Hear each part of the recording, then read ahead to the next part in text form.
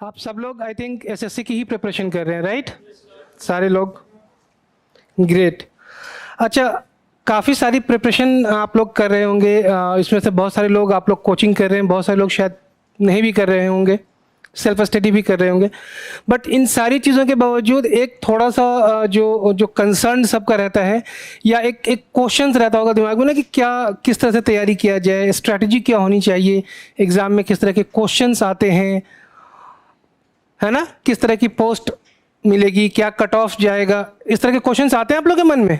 कितने लोगों के मन में आते हैं इस तरह के सवाल? ऑलमोस्ट सारे लोगों के मन में इस तरह के सवाल आते हैं। गुड। तो इस तरह के सवाल को ज़रूरी है कि एड्रेस किया जाए, सो दैट आपकी जो जो एंग्जाइटी है, जो कंसर्न्स हैं, वो आपके दूर हो सकें। तो इसी चीज़ के लिए हमने आपके बीच आज एक, हमारे सेक्शन ऑफिसर है मिस्टर अंशुल मलिक, उनको बुलाया है। वो आपको एड्रेस करेंगे, अपनी एक्सपीरियंसेस आपके साथ शेयर करेंगे, स्ट्रेटजीज़, कैसे प्रिपरेशन करनी चाहिए, है ना, क्या तरीका होना चाहिए, आपका टाइम टेबल कैसा होना चाहिए, ये सारी चीज़ें वो आपको एड्रेस करेंगे। At the end of the session आपका अपना कोई भी वन ऑन वन क्वेश्चन हो, वो क्वेश्चन आप अपने सर से पूछ सकते हैं। पेपर पे लिख के आप रखिएगा, उसको पास ऑन कर दीजिएगा सूरज सर को, सूरज सर सर को देंगे, सर एड्रेस करेंगे आपके क्वेश्चन। तो mister Anshul Malik central secretariat में सेक्शन ऑफिसर हैं। इसके अलावा इन्होंने बैंक और एफसीआई, एसबीआई, इन सब का भी टेस्ट क्वालिफाई किया हुआ है। बहुत दिनों से इन्होंने टीचिंग और मेंटरिंग भी की है। तो शायद I think he is the right person जो आपको गाइड कर सकें, आपको हेल्प कर सकें और बता सकें कि कैसे तैयारी करनी चाहिए। तो बुलाते हैं मिस्टर अंशुल मलिक को।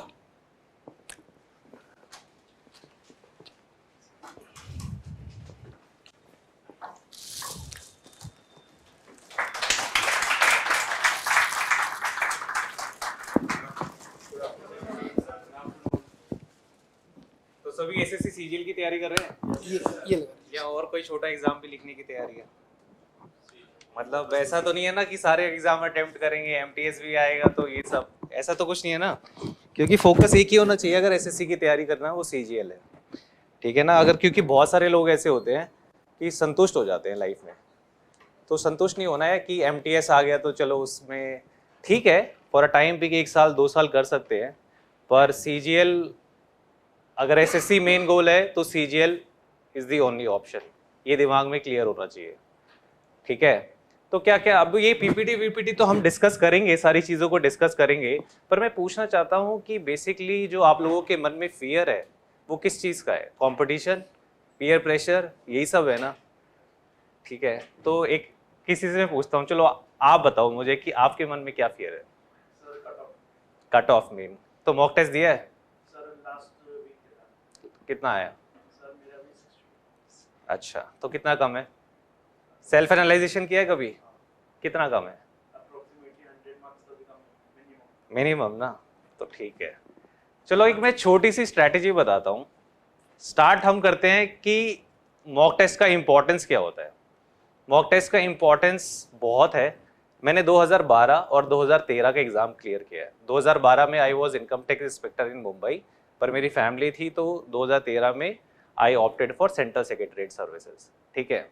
तो आप सबकी अलग अलग चॉइसेस हो सकती हैं। आई थिंक उस चॉइसेस पे भी बहुत सारे क्वेश्चंस होंगे कि एग्जामिनर का जॉब कैसा है, एक्साइज का जॉब कैसा है, कौन सा बेटर ऑप्शन है, सेटलमेंट दिल्ली में चाहिए या फिर आप रोम अराउंड करना चाहते हैं, तो ऐसे भी सवाल होंगे।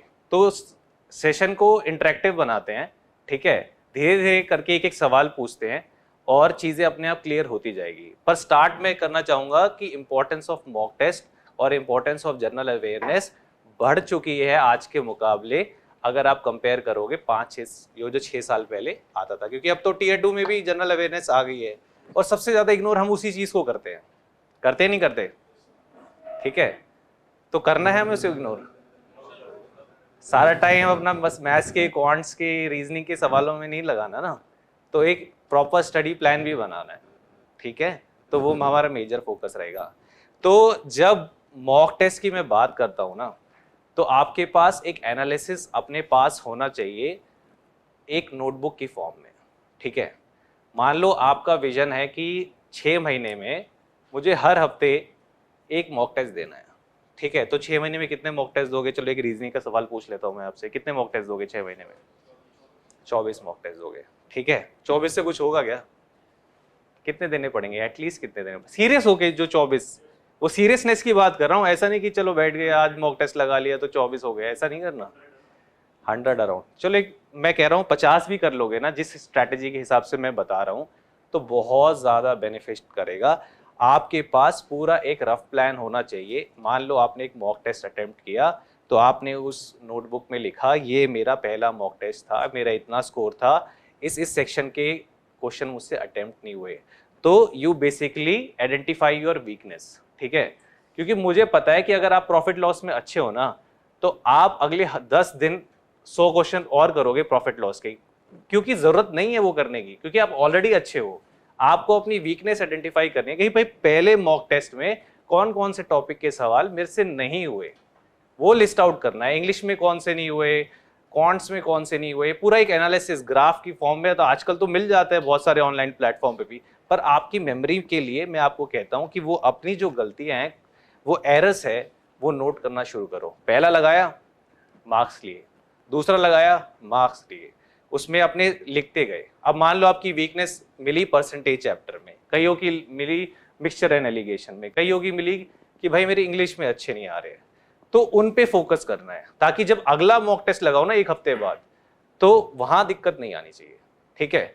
तो ऐसे जब आप सीरीज से 25 चीजें लिखते जाओगे, तो जब आप 30, 28 या फिर 32 या 40 पे पहुंचोगे ना, तो आपको चीजें समझ में आने लग जाएगी कि मुझे किस डायरेक्शन में जाना है और मेरी वीकनेस क्या है, ठीक है। अभी एग्जाम कब है आपका? अक्टूबर में। पूरे कितने महीने हमारे पास? तो टाइम तो बहुत है देखो, ठीक है। और वैकेंसीज भी अच्छी आएंगी, इलेक्शन का ईयर है और वैकेंसी तो अच्छी आने वाली है। कम से कम पूरा एसएससी मिला दें तो 10,000 के आसपास वैकेंसी आ जाएंगी इस साल, ठीक है। तो जॉब लेना आसान है इस साल, कोई भी रीज़न बना लो, वैकेंसीज तो अच्छी हैं, क्योंकि डिपार्टमेंट में कमी है, लोगों की स्ट्रेंथ की कमी हो चुकी है। इतनी कमी हो चुकी है कि लोग कंसल्टेंट्स हायर कर रहे हैं डिपार्टमेंट में, ठीक है ना। कंसल्टेंट का मतलब क्या है कि हमारे पास परमानेंट स्टाफ की कमी है, तो फॉर अ टाइम बिंग हम कंसल्टेंट हायर कर लेंगे, ठीक है। तो अब जॉब प्रेफरेंस रिलेटेड किस किस के सवाल है, पहले वो क्लियर करते हैं कि हमारे पास एक विजन होना चाहिए कि भाई हम किसके लिए तैयारी कर रहे हैं। कईयों का विजन होगा कि मुझे दिल्ली में सेटल होना है, तो मुझे उसके कौन कौन से ऑप्शंस है मेरे पास। कईयों का होगा कि भाई मुझे बहुत सारा पैसा कमाना है, ठीक है। कईयों का ये होगा कि मतलब हर तरीके के इंसान है ना लोग, और कईयों को पावर की भूख होगी मनी से ज़्यादा कि भाई मुझे पावर चाहिए, ठीक है। कईयों को चौधराहट चाहिए, बहुत सारी चीज़ें हैं। तो क्या क्या मतलब आपके दिमाग में अभी क्या परेशान कर रहा है, कि मैं वो जानना चाहता हूं कि भाई आप तैयारी क्यों कर रहे हो। अगर जॉब या पैसे के लिए कर रहे हो तो ठीक है, बहुत सारे लोग कर रहे हैं, पर आपके दिमाग में एक क्लैरिटी होनी चाहिए कि हाँ मेरे को इनकम टैक्स इंस्पेक्टर बनना है, सोसाइटी में एक छोटा सा रुतबा मेरे को भी बनाना है, अपनी प्रेजेंस क्रिएट करानी है। चाहे आपका सोशल सर्कल 10 लोगों का हो, 50 लोगों का हो या 100 लोगों का हो, मेरे को 100 लोग जाने कि मैं इंस्पेक्टर हूँ। कई लोग तो क्या क्या है, मतलब आप लोगों, मैं पूछना चाहूंगा, इंटरेक्ट करो यार। देखो ईडी इनकम टैक्स और ये सब, ठीक है। तो सारी क्लैरिटी है किस तरीके की जॉब होती है किसकी, ठीक है, ठीक है, ठीक है। एक्सटर्नल अफेयरनेस, एक्सटर्नल अफेयर्स का किन लोगों का सपना है ये बताओ मुझे, ठीक है। बहुत अच्छी जॉब है एक्सटर्नल अफेयर्स की। प्रोबेशन पीरियड पे जाने का मौका नहीं मिलेगा बाहर, ठीक है। पर हर एक चीज के प्रॉस भी होते हैं और कॉन्स भी होते हैं। लॉन्ग टर्म सोचोगे तो एक्सटर्नल अफेयरनेस जो है वो थोड़ी सी परेशानी में भी डाल सकती है और थोड़ा सा बेनिफिट में भी डाल सकती है। परेशानी किस लिए डालेगी ये बताओ मुझे। स्टेबिलिटी नहीं है क्रिएट हो पाएगी लाइफ में। 3 साल उधर 3 साल इधर, पूरी फैमिली को लेके उधर, बच्चों का एडमिशन उधर इधर, तो या तो तुम्हें फैमिली थोड़ा सा सेक्रीफाइस करना पड़ेगा, अकेले जाना पड़ेगा। तो ये सारी चीजें क्लियर होनी चाहिए जब प्रेफरेंस भरोगे, ठीक है ना। External affairs is definitely a good job जो फॉरेन एक्सपोजर चाहता है, पर हर एक अच्छी चीज के साथ एक बुरा भी जुड़ा होता है, ठीक है। जिसको बिल्कुल स्टेबिलिटी चाहिए ना लाइफ में, कि बिल्कुल मुझे दिल्ली से बाहर नहीं जाना है, 60 साल तक दिल्ली में नौकरी करनी है या फिर आगे आईएएस का एग्जाम भी देना है, उसके लिए central secretariat services is the best option, ठीक है ना। मैं 8 साल उसी में हो गए काम करते हुए, मुझे ऐसी कोई दिक्कत नहीं आई कि मुझे फैमिली को छोड़ के जाना पड़े, ठीक है। तो स्टेबिलिटी सेंट्रल सेक्रेटरीट, और मैं अभी बता रहा हूँ कि इनकम टैक्स इंस्पेक्टर से लाख गुना अच्छी जॉब है एग्जामिनर की और प्रिवेंटिव ऑफिसर की। हाँ, प्रिवेंटिव ऑफिसर्स और एग्जामिनर में किसी को पता है डिफरेंस क्या होता है? देखो, एग्जामिनर का बेसिकली काम होता है, हमारे देश में बहुत सारा सामान बाहर से आता है, ठीक है, और सी पोर्ट्स के थ्रू भी आता है, ठीक है। कंटेनर्स आते हैं बड़े बड़े, टन्स के हिसाब से कंटेनर्स आते हैं, शिप्स के थ्रू आते हैं। उन कंटेनर्स को एग्जामिन करने का काम एग्जामिनर का होता है। उसने स्टैंप लगाई, this is 100% authentic, we can take this into India, और ये बिक सकता है लोकल मार्केट में। उस स्टैंप के बिना वो कंटेनर इंडिया में एंट्री नहीं कर सकता। पर समस्या ये है कि पोर्ट्स में ही जिंदगी बीतेगी, चेन्नई में बीतेगी, मुंबई में बीतेगी, जहां पर भी पोर्ट्स है वहां पर जाएगी। और वहां पर भी ऐसा होता है, बहुत ही लुक्रेटिव जॉब है। अगर आप सोचते हो कि इनकम टैक्स इंस्पेक्टर के पास बहुत ज्यादा पावर है, तो आई सपोज 10 गुना पावर है एग्जामिनर के पास, ठीक है, क्योंकि आप एक तरीके के उस पोर्ट के मालिक हो। हाँ, आपकी स्टैंप के बिना जाएगा नहीं अंदर, ठीक है। आपने एग्जामिन किया उस कंटेनर को, अब उसके अंदर कुछ भी हो सकता है, इलीगल सामान भी। मैं फ्रैंक बता रहा हूँ, मैं इसका कोई मिसगाइड नहीं कर रहा लोगों को। बहुत ही पावरफुल जॉब है एग्जामिनर की, पर उसके साथ वो एक चीज जुड़ी हुई है, हाँ, पोर्ट्स, ठीक है। और उसमें भी ये मत समझना कि आप सारी जिंदगी पोर्ट पे काम करोगे। Sensitive and non sensitive post का कॉन्सेप्ट होता है। 3 साल आपको पोर्ट की पोस्टिंग मिलेगी और 3 साल आपको डेस्क जॉब करनी पड़ेगी। 3 साल बाद फिर मिलेगी पोर्ट की, फिर डेस्क जॉब, ऐसा होता है। तो ये इंटरनल बातें हैं बिल्कुल, ठीक है। तो इसके लिए भी मेंटली प्रिपेयर्ड रहो। किसी को कोई समस्या नहीं है, बस लाइफ का फोकस है कि अपना सेल्फ इंप्रूवमेंट पे ध्यान रखना है, तो एग्जामिनर से बढ़िया और प्रिवेंटिव ऑफिसर से बढ़िया जॉब नहीं है। प्रिवेंटिव ऑफिसर बेसिकली कस्टम्स से रिलेटेड है, उसमें पोर्ट्स नहीं आते हैं, ठीक है, एयरपोर्ट्स आते हैं, ठीक है। तो वो वाली चीजें हैं। तो दोनों का काम सेम ही है, बाहर से आए हुए गुड्स को चेक करना, ठीक है, और उनको वेरीफाई करके अप्रूवल देना।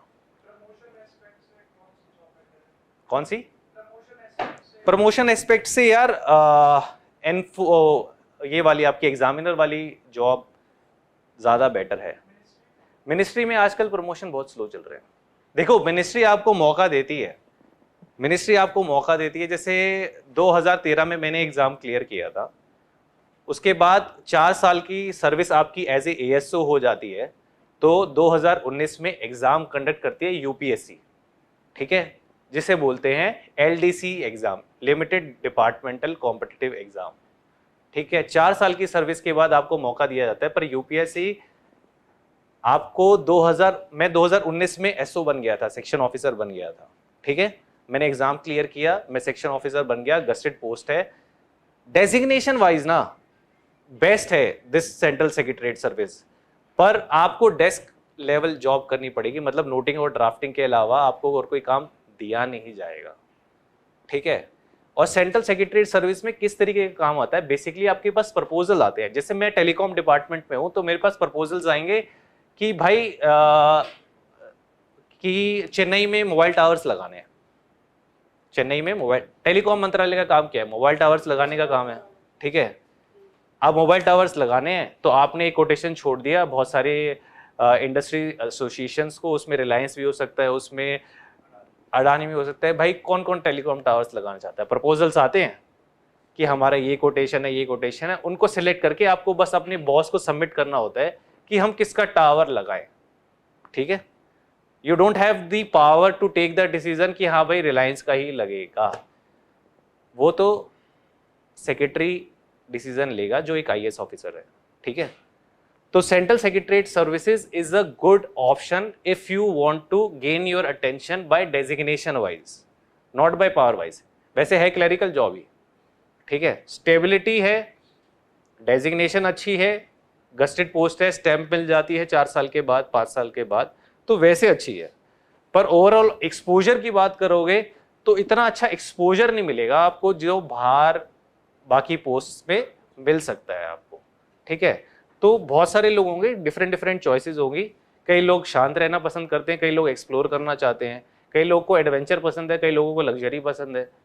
तो उस हिसाब से चुनना, क्योंकि एक बार जो डिसीजन ले लिया ना वो लाइफ लॉन्ग आपके साथ रहेगा ही, ठीक है। अगर एक बार आपने डिसीजन ले लिया कि मुझे एग्जामिनर बनना है, तो आप पहले से माइंड में स्टेबिलिटी क्रिएट कर लो कि भाई बाहर घूमना पड़ेगा, फैमिली से दूर रहना पड़ेगा, ठीक है। दिल्ली में रहना है तो अपना माइंड क्लियर कर लो कि मैं वैसे तो कुछ ज़्यादा नहीं कर पाऊंगा, एक्सप्लोर नहीं कर पाऊंगा एज अ जॉब वाइज, पर हाँ टाइम पे 6 बजे घर चला जाऊंगा, सुबह अपना 2-3 काम करके ऑफिस चला जाऊंगा, मेरे लिए भी पर्सनल टाइम होगा और फैमिली के लिए भी टाइम होगा, हाँ सैटरडे संडे ऑफ होगा। तो ये चीज़ है। सीबीआई अच्छी जॉब है, चैलेंजिंग जॉब है थोड़ी सी। हाँ एएसओ, एएसओ ही तो सेंट्रल सेक्रेटरीट सर्विसेज में एएसओ ही की बात कर रहा हूँ, ठीक है ना। हाँ वो अच्छी है। और देखो सबसे बेस्ट पार्ट क्या है ना सेंट्रल सेक्रेटरीट सर्विसेज का, जो मैंने 8 साल के उसमें, कि आप 11 बजे भी ऑफिस जाओगे ना तो कोई आपको कोई कहने वाला नहीं है, ठीक है ना। काम का लोड इतना ज़्यादा नहीं है, मेंटली फ्री रहोगे। इन रिस्पेक्ट कि जो मेरे दोस्त हैं वो आज एग्जामिनर भी हैं, ये सब भी हैं, तो मैं उनको देखता हूँ और अपने आप को देखता हूँ तो अलग अलग है। They might be happy in their job, ठीक है, पर उनके पास वो सब फैमिली नहीं है, ये सब नहीं है, दूर हैं, अकेले रहते हैं, चैलेंजेस हमेशा बने रहते हैं कि खुद सब कुछ मैनेज करना है। तो वो सारी चीज़ें हैं, दिवाली होली ये सब पे आना पड़ता है, जाना पड़ता है, तो वो सब चीज़ें हैं, ठीक है। पर पावर एंजॉय करनी है तो आप सेंट्रल सेक्रेटरीट सर्विसेज में पावर एंजॉय नहीं कर पाओगे। You just deliver your work, deliver deliver deliver, you want get any appreciation out of it, ठीक है। तो ये क्लैरिटी होनी चाहिए पहले से।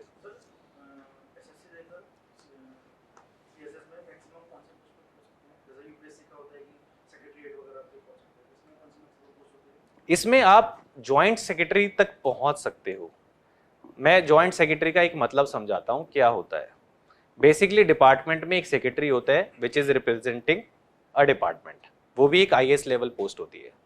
एक जॉइंट सेक्रेटरी होता है जो मिड 40s में होता है, after gaining 15 years of DM experience. District में जाते हैं ना सबसे पहले आईएएस की posting, after gaining 15 year of experience उसको जॉइंट सेक्रेटरी रखा जाता है कि ताकि वो सेक्रेटरी के लिए तैयार हो सके आगे आने वाले 10 सालों में, ठीक है।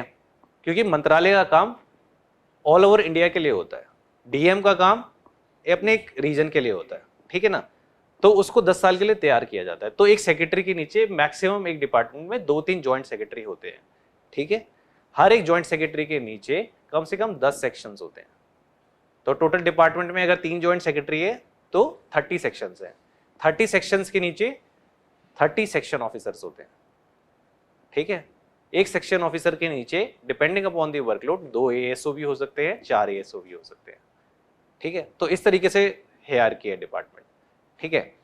तो एएसओ का बेसिकली क्या काम है, जितने भी, अब एक आईएएस लेवल कभी भी आपको मतलब ही इज ए मार्गदर्शक, आपको बताएगा कि आपको करना क्या है।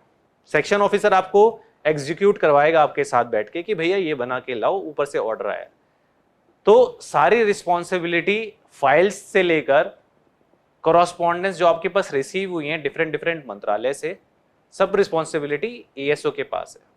पर स्टाफ इतना ज्यादा है ना कि आपको फील नहीं होगा कि मेरे पास इतनी रिस्पॉन्सिबिलिटी है। मतलब आपके पास एक लिमिटेड अमाउंट ऑफ वर्क होगा। अगर 30 सेक्शन है तो 30 काम 30 लोगों में बटे हुए हैं ना, तो आपके पास तो एक ही काम आया, पर उस एक काम की रिस्पॉन्सिबिलिटी आपके पास होगी। तो आपको उसको पूरा पढ़ना है, उसका एक नोट बनाना है कि ये प्रपोजल आया है, उसको फेवर में भी उसके इनपुट्स लिखने हैं, उसके अगेंस्ट भी इनपुट्स में लिखने हैं कि अगर हम इसको एक्सेप्ट करते हैं तो ये फायदा है, रिजेक्ट करते हैं तो ये घाटा है। वो आपको सेक्शन ऑफिसर अपने एक्सपीरियंस के बेसिस पे समझाएगा। तो basically you have to execute, ठीक है। उसके बाद आप अपनी फाइल सबमिट करेंगे सेक्शन ऑफिसर को, फिर जॉइंट सेक्रेटरी को, जॉइंट सेक्रेटरी उस पर कमेंट लिखेगा and finally secretary will take the decision. फिर डिसीजन हो जाएगा, फिर वो आप फाइल आपके पास वापस आ जाएगी उसी चैनल से, और उसके बाद आप एक मेल कर दोगे जहां से आपके रिक्वेस्ट आई थी कि भाई आपका ये एक्सेप्ट हो चुका है, तो बेसिकली यही काम है एएसओ का, ठीक है, यही काम है और यही रहेगा।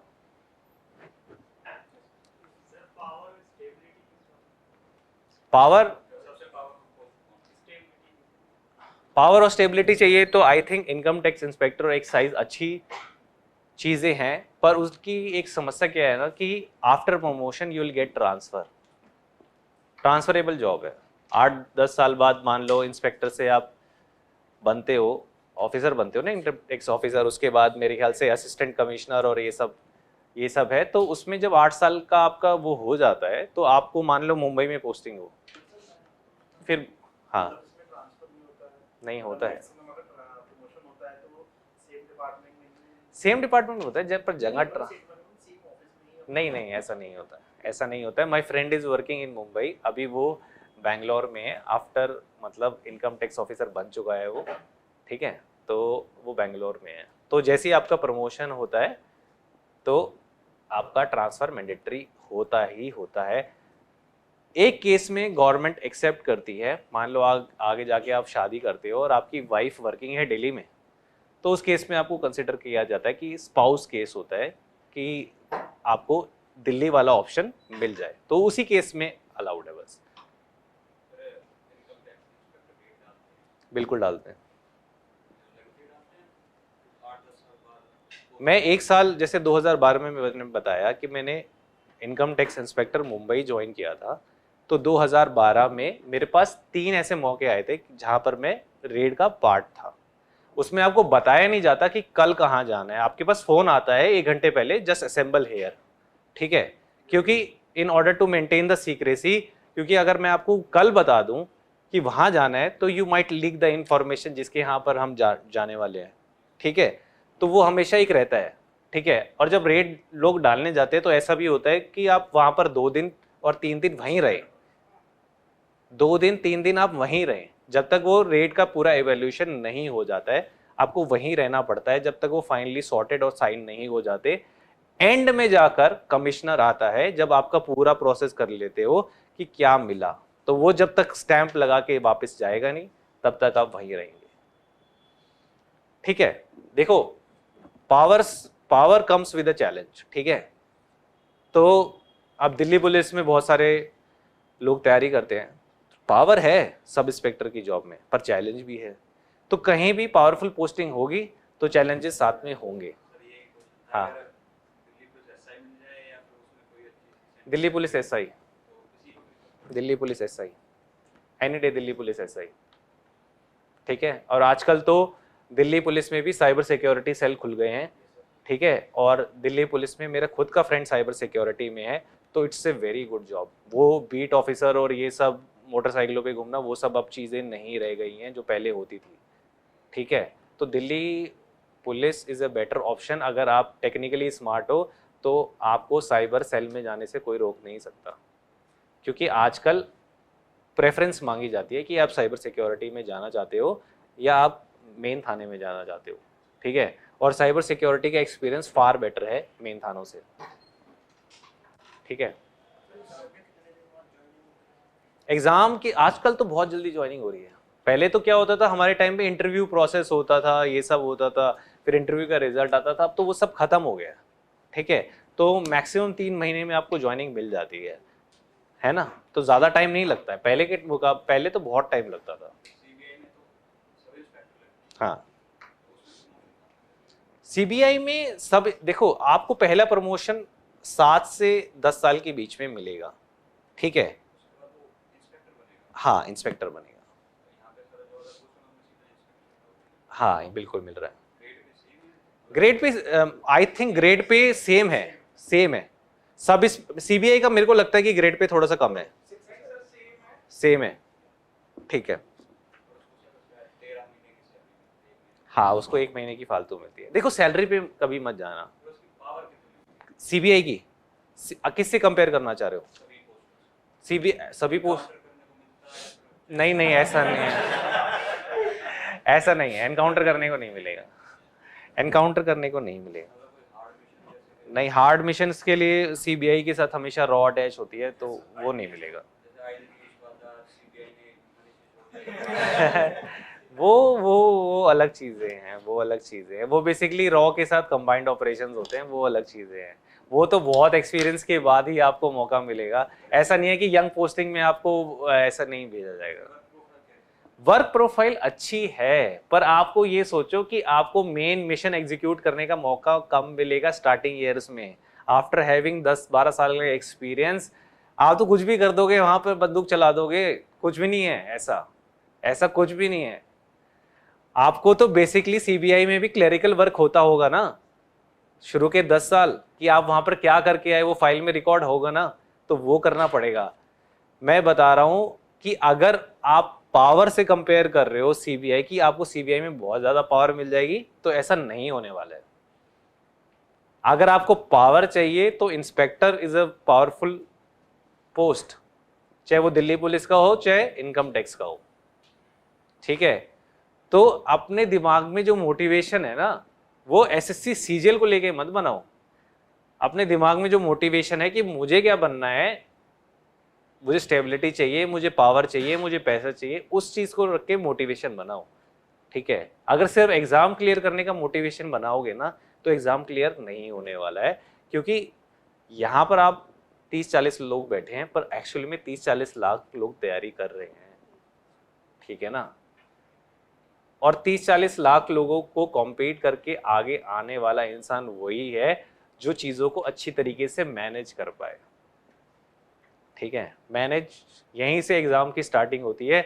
अगर आप अपने टाइम को, अपने शेड्यूल को, अपने, आप किसी के पास 6 घंटे हो सकते हैं, किसी के पास 10 घंटे हो सकते हैं पढ़ने के लिए, ठीक है।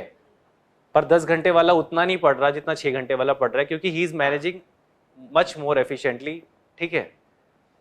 जब मैं तैयारी करता था तो मैं एचसीएल में काम करता था, नाइट शिफ्ट्स करता था, जैसे भी करता था, इंजीनियर बैकग्राउंड था, तो मैं अपने टाइम को मैनेज करता था कि वो 3-4 घंटे ही मिलते थे मेरे पास। मैं मानता हूं कि कंपटीशन कम था उस दिन, ठीक है, मैं मानता हूं कम था, पर इतना भी कम नहीं था कि आसानी से मिल जाए, ठीक है। आज के टाइम में शायद 30-40 लाख लोग भरते होंगे, मेरे टाइम में 10-12 लाख लोग ही भरते थे।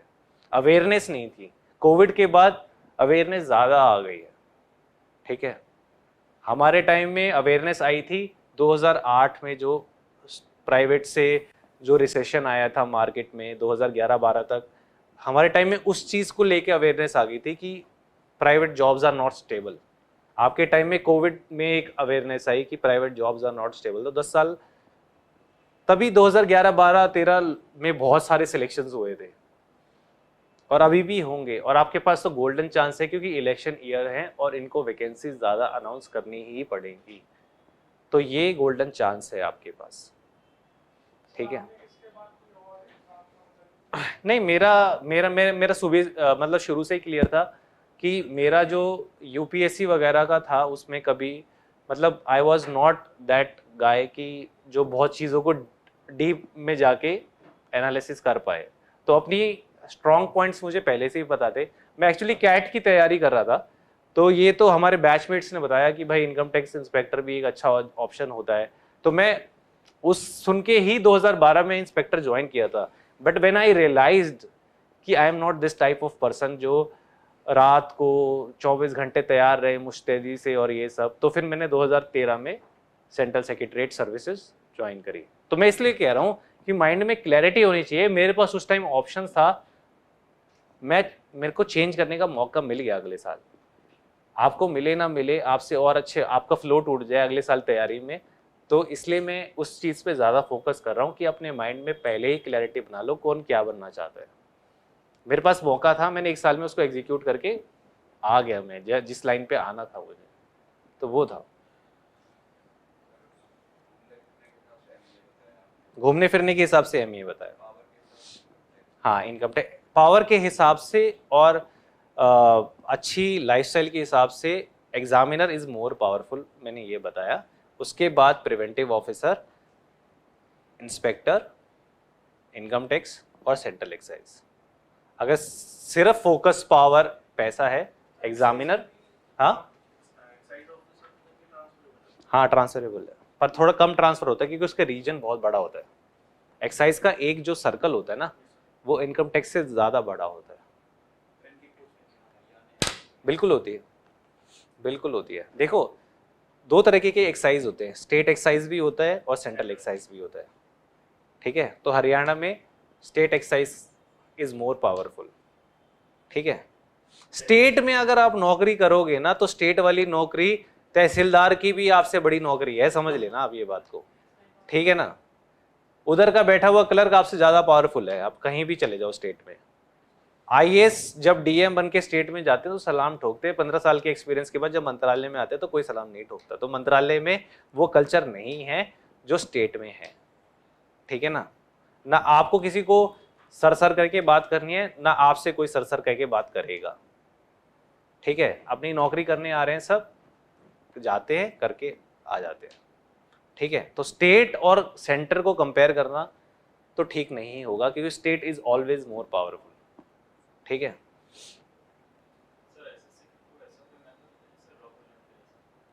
रॉ को ज्वाइन, आई थिंक रॉ को एसएससी के थ्रू तो रॉ को ज्वाइन नहीं किया, उसमें वो लगता है आईबी, पर उसमें रॉ के जो मेन वर्किंग स्टाइल है ना, उसमें वो नहीं है। रॉ का सिलेक्शन मैं आपको बताता हूँ कैसे होता है। आप आईबी में जाओगे, ठीक है, तो आप जैसे किसी भी डिपार्टमेंट में जाते हो तो बहुत सारे ऑफिसर्स होते हैं उस, हाँ, सभी से कुछ कुछ कैंडिडेट्स करते हैं। अब आर्मी में जाते हैं, आर्मी में जाते सारे थोड़ा ना ब्लैक कमांडो बन जाते हैं, ठीक है। वहाँ पे शॉर्टलिस्ट किया जाता है बेस्ड ऑन इंटेलिजेंस, परफॉर्मेंस कैसा है, मेंटल स्टेबिलिटी, ये सब। और किसी भी सर्विस में जाते हो ना, किसी भी ऑफिस में जाते हो, तो आईबी में आपको डिफरेंट डिफरेंट सर्विसेज के मिलेंगे, सेंट्रल सेक्रेटरी सर्विसेज के भी मिलेंगे, एक यूपीएससी का बैच भी होगा, एक डिफरेंट सर्विसेज का बैच भी होगा जो टेक्निकल बैकग्राउंड से होगा, बहुत सारे सर्विसेज के बैच होंगे। जैसे मैं टेलीकॉम मंत्रालय में हूँ, तो वहाँ पे 3-4 कैडर है, सेंट्रल सेक्रेटरी सर्विस का भी कैडर है, एक इंडियन टेलीकॉम सर्विस का भी कैडर है। अब मोबाइल टावर में कितनी रेंज आनी चाहिए वो क्या मैं बता सकता हूँ? जिसने पढ़ाई करी होगी, इंजीनियरिंग सर्विसेज के एग्जाम दिए होंगे, क्या कौन सा किस रेंज हजार्डियस है, सैटेलाइट में क्या छोड़ना है, वही बता सकते हैं। मान लो टेलीकॉम ने एक प्रोजेक्ट बनाया कि सैटेलाइट में छोड़ना है, तो क्या मैं बता सकता हूँ? इंडियन टेलीकॉम सर्विस बता सकती है, नासा बता सकती है। तो उनके साथ मीटिंग होती है, एग्जीक्यूट किया जाता है, हम तो बस रिकॉर्ड कर रहे होते हैं उन चीज़ों को कि मीटिंग में क्या डिस्कस हुआ and we have to execute this, reminder डालने होते हैं बस। तो हर सर्विस के अलग अलग काम होते हैं, ठीक है। हर डिपार्टमेंट में अलग अलग सर्विसेज के लोग होते हैं, ठीक है। अब जैसे ट्रांसपोर्ट है, कई लोग चुनेंगे कि भाई मैं सेंट्रल सेक्रेटरीट सर्विसेज में जाने के बाद ट्रांसपोर्ट मंत्रालय में काम करना चाहूँगा, ठीक है। काम आपके पास वही होगा, पर क्या ट्रांसपोर्ट अकेला मंत्रालय है? उसमें एनएचएआई इन्वॉल्व नहीं है। एनएचएआई में जो रोड इंस्पेक्टर होंगे वो इन्वॉल्व नहीं है। जो आपको कश्मीर का एक प्रोजेक्ट एग्जीक्यूट करना है तो वहाँ के लोकल प्लेयर्स इन्वॉल्व नहीं है। तो गेम बहुत बड़ी है, आपका वर्क प्रोफाइल बहुत छोटा है, ठीक है। तो work profile central secretariat services का यही है कि चीज़ों को रिकॉर्ड करना ऑन पेपर, ये है। मैंने बताया ना कि सेंट्रल सेक्रेटरीट सर्विसेज की जॉब बेस्ट है जो इस चीज़ में अच्छा है। हाँ, जो फ्रस्ट्रेट हो जाएगा इस चीज़ से उसके लिए जॉब अच्छी नहीं है। जिसको चैलेंज पसंद है लाइफ में उसके लिए अच्छी नहीं है। बेस्ट जॉब, डेस्क जॉब है, डेस्क जॉब तो है ही। तो कुछ है सवाल मेरे पास, जैसे जीएस की तैयारी कैसे करें? ये लिखे हुए हैं यहाँ पर एग्जाम, आप ही लोगों के सवाल होंगे। जीएस की तैयारी कैसे करें, कितना फोकस देना चाहिए जीएस में? 4 सब्जेक्ट है, मैं जीएस को कितना टाइम दूं अगर मेरे पास 4 घंटे हैं तो? ठीक है, डिपेंड करता है ना कि मेरे को कुछ आता है या नहीं आता है, ठीक है। डिपेंड करता है ना मुझे क्या आता है क्या नहीं आता है। तो देखो यार, जीएस तो बहुत इजी है। करंट अफेयर्स ज्यादा पूछा जाता है क्या? कितना पूछा जाता है? 4-5, ज्यादा तो पूछा नहीं जाता। तो करंट अफेयर्स में और ही कम जाता जा रहा है। हाँ, तो कौन सी बुक फॉलो करते हो या फिर क्या फॉलो कर रहे हो आजकल? बिल्कुल ठीक है ना। देखो, जीएस के लिए ज्यादा फाइट मारने की जरूरत नहीं है, क्योंकि एसएससी कभी भी आपसे डीप जाके सवाल नहीं पूछने वाला। वो यही पूछेगा 1858 की लड़ाई में किसने किसको मारा, ठीक है। वो आपसे ये नहीं पूछेगा कि भाई क्यों मारा, उसके 2-4 बस वन लाइनर सवाल पूछेगा, ठीक है।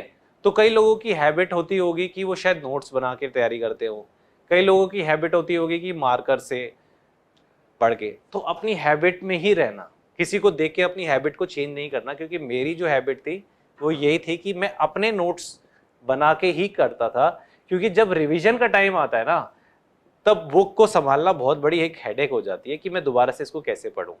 अपने वो बनाए हुए नोट्स आप याद रख सकते हो कि इसके बीच में क्या मतलब है इस चीज का, ठीक है, पर किसी और के बनाए हुए में आप उसको अच्छी तरीके से रिवाइज नहीं कर पाओगे। और जीएस डिमांड्स रिवीजन, ठीक है। आपने जो आज पढ़ा मैं 7-10 दिन बाद पूछूंगा, शायद आप भूल जाएंगे उस चीज को, ठीक है ना। पर अगर आपने 10 पेज पढ़ के उसको 2 पेज पे ले आए और उसको टाइमली हर हफ्ते रिवाइज कर रहे हो उन्हीं 2 पेज को, तो आपको बाकी जाके 10 पेज पढ़ने की जरूरत नहीं पड़ेगी कभी भी, ठीक है। तो दोनों तरीके के हैं। कई लोगों को बुक से पढ़ना अच्छा लगता है क्योंकि they are very smart enough in capturing. कई लोग नहीं होते, भूल जाते हैं, तो उनके लिए मैं हमेशा कहूंगा कि नोट्स बनाओ, क्योंकि पूरी बुक दोबारा पढ़ने का समय मिलेगा नहीं, और 8 से 10 महीने हैं अभी आप लोगों के पास, तो बनाया जा सकता है, ठीक है, ताकि दोबारा बुक पढ़नी ना पड़े। तो ये वाले एक चीजें हैं, ठीक है। वोकैब की तैयारी कैसे कर रहे हो?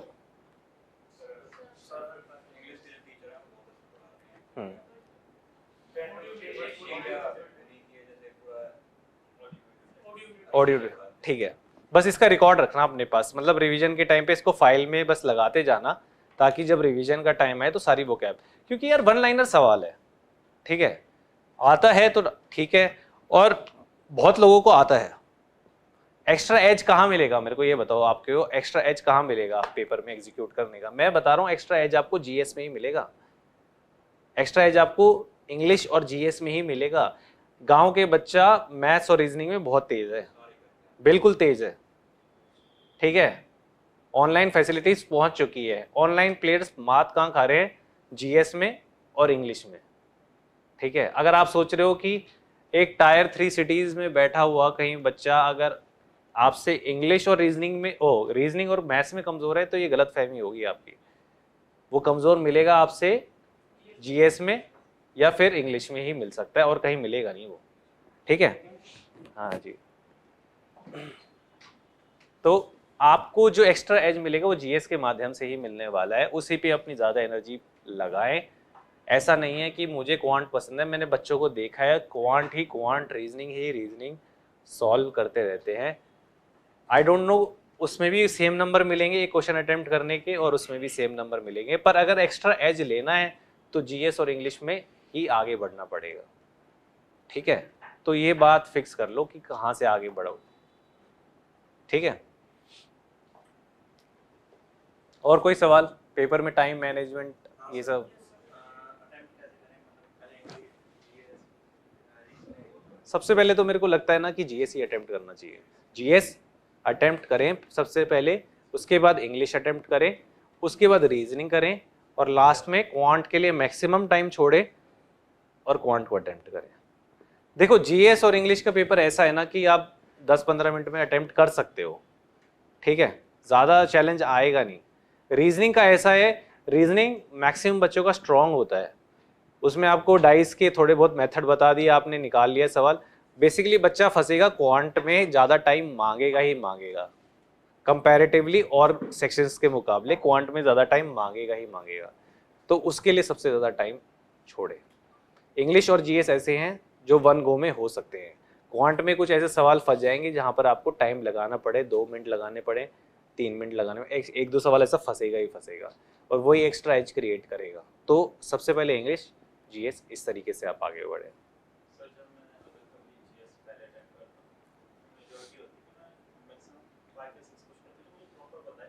ये सही है।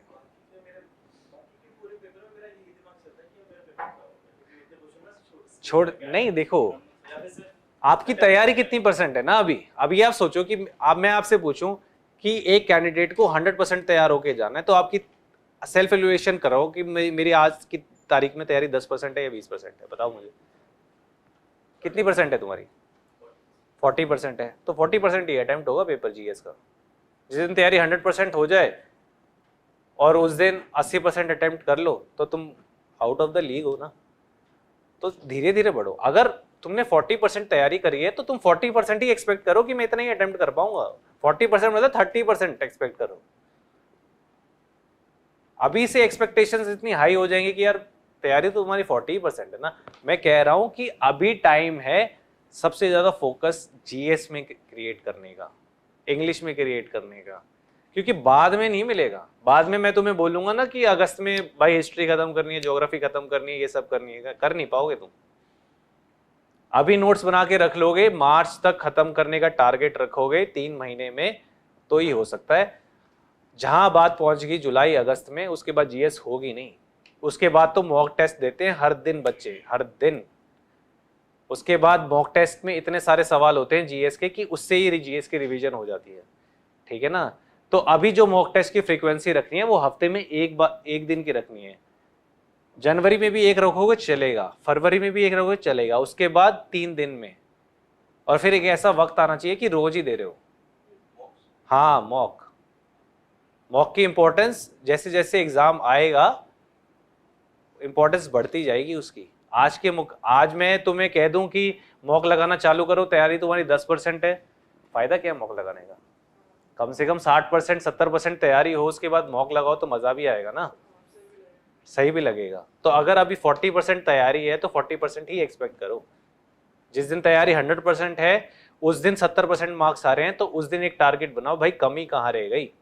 वो जो 25-50 मैंने मॉक टेस्ट बताए थे ना, जो सेल्फ एवेल्युएशन करना है, वो 80-90% तैयारी होने के बाद करना है, आज से नहीं करना, क्योंकि आज तो तुम्हारी तैयारी है ही नहीं। आप बायो इतनी बड़ी है, बायो के सवाल ज्यादा पूछे जाते हैं।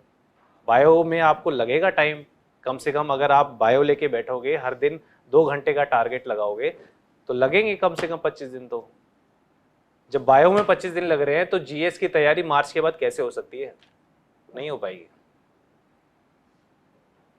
नहीं हो पाएगी। रीजनिंग हो जाएगी, मैं रीजनिंग किसी बच्चे को पढ़ाऊं तो रीजनिंग हो जाएगी, मार्च में पढ़ाऊं मार्च में कर लेगा, पर जीएस नहीं कर पाएगा। और सबसे ज्यादा मिस्टेक यही होती है, अगर आपने जीएस को किया, जिसने उसको सर पे रखा वो क्लियर कर जाएगा, जिसने उसको साइडलाइन किया वो साइडलाइन हो जाएगा। क्योंकि अब मेंस में आ चुका है जीएस, अब प्री वाला नहीं है कि प्री में आएगा और मैं मैथ्स में 50 में 50 ले आऊँगा, उसमें 50 में, तो जीएस में 10 बार आएंगे तो मेरा तो टियर 1 कट ऑफ क्लियर हो जाएगी। अब ऐसे ही बात नहीं है, ठीक है। और वो हाँ पूछिए सर। हाँ एक सेकंड, हाँ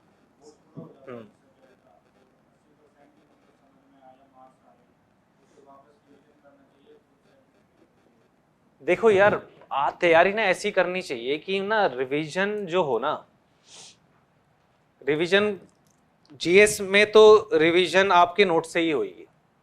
अगर आप दोबारा बुक पे चले गए ना, मैं कह रहा हूं अगर आप 3-4 महीने आपने सारा सब्जेक्ट करके खत्म कर दिए और रिवीजन पे आप दोबारा से स्क्रैच पे पहुंच गए तो you gonna wasting your time, ठीक है। तो जीएस के नोट्स इतने शिद्दत से बनाओ, 100 पेज में बनाओ, 150 पेज में बनाओ, डिपेंडिंग अपॉन कि आपकी कैपेसिटी क्या है, आपका स्टाइल क्या है नोट्स बनाने का। पर ऐसे बनाओ कि अगर इस बुक के नोट्स बनाए तो इस बुक में से सवाल बाहर से आएगा ही नहीं, आएगा ही नहीं। यूपीएससी का पेपर है, आएगा नहीं सवाल बाहर उस बुक से, ठीक है। और 150 पेज के हो गए तो वो आपके दिमाग में छप जाने चाहिए। फिर जब रिवीजन का टाइम आया तो हर दिन आपको 5 पेज रिवाइज करने हैं, उसी रिपीटेड साइकिल में। 5 पेज एक दिन में रिवाइज करोगे तो 30 दिन में रिवाइज हो जाएगा। तो जीए आपकी अगर मार्च में खत्म होती है तो अप्रैल में एक बार रिवीजन 30 दिन, फिर अप्रैल हर महीने रिवीजन। तो 150 पेज का टारगेट बनाओगे, हर दिन 5 पेज रिवाइज करोगे तो हर महीने जीएस रिवाइज होगी। और 5 पेज रिवाइज करने में मैं आपको कितना ही टाइम लगेगा बताओ आप मुझे, कितना टाइम लगेगा? अगर आपने नोट्स बनाया 1 घंटा लगेगा मैक्सिमम, आधा घंटा लगेगा मैक्सिमम। तो उसके बाद तो सबसे जो इंपॉर्टेंट फैक्टर है ना उसको इग्नोर मत करना। मार्च तक तुम्हारा फोकस होना चाहिए, मुझे जीएस खत्म करनी है 150 पेज के नोट्स बना के, ठीक है। बस फिर तो तुम फाइट जीत गए, क्योंकि तुम्हें पता है 5 पेज मुझे करने हैं हर महीने मेरी जीएस रिवाइज हो रही है, हर महीने जीएस रिवाइज हो रही है, हो जाएगा। चीज़ें सॉर्टेड है, प्लान सॉर्टेड होना चाहिए। ये प्लान 6 महीने पहले नहीं बनेगा, प्लान 6 महीने पहले नहीं बना सकते, 10 महीने पहले ही बनेगा प्लान। तो वो जो आजकल मार्केट में जो टेक्स्ट बुक के 21 दिन स्टडी प्लान और 30 डे स्टडी प्लान और 60 डे स्टडी प्लान और उसमें टेबल बना के एक दिन प्रॉफिट लॉस कर लो और ये सब कर लो, ये जीए कर लो, एक दिन हिस्ट्री कर लो, ज्योग्राफी कर लो, फेल है वो सब। उससे एग्जाम क्लियर नहीं होता, उससे सिर्फ लिंक्स आते हैं उनके और बच्चे कोर्स खरीदते हैं। ठीक है, तो असली स्ट्रैटेजी यही है, 10 महीने किसी भी एग्जाम को क्लियर करोगे यार, जहां पर 30 लाख लोग बैठ रहे हैं वो साला 21 दिन में कैसे हो जाएगा क्लियर? नहीं हो पाएगा, 2 महीने में भी नहीं हो पाएगा, 1 साल लगेगा। ठीक है ना? जीएस के लिए, जीएस के लिए अभी तो ये बताया कि गैलेक्सी की एक बुक है, अगर वो भी पसंद नहीं आ रही है तो आई थिंक मार्केट में बहुत बुक्स अवेलेबल। हाँ, ल्यूसेंट, मैंने अपने टाइम में ल्यूसेंट ही पढ़ी थी, पर मैं मानता हूँ कि गैलेक्सी वालों ने अच्छी बुक बनाई होगी, क्योंकि जीएस विजन आईएएस का बैकग्राउंड है, जीएस पे स्ट्रॉन्ग होल्ड है, तो you can completely trust on that. और ल्यूसेंट भी साथ साथ रेफर कर सकते हो अगर कोई चीज़ें छूट जाती है। ठीक है,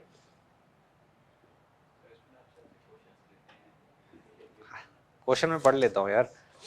जीएस की तैयारी सबसे पहला क्वेश्चन था और सबसे लंबा लेक्चर मेरा इसी पे ही है, बाकी क्वेश्चन तो ज़्यादा इंपॉर्टेंट लग नहीं रहे, पर मैंने जो तुम्हें साइकिल समझाई है ना जीएस की, वो आज से ही एग्जीक्यूट कर लेना।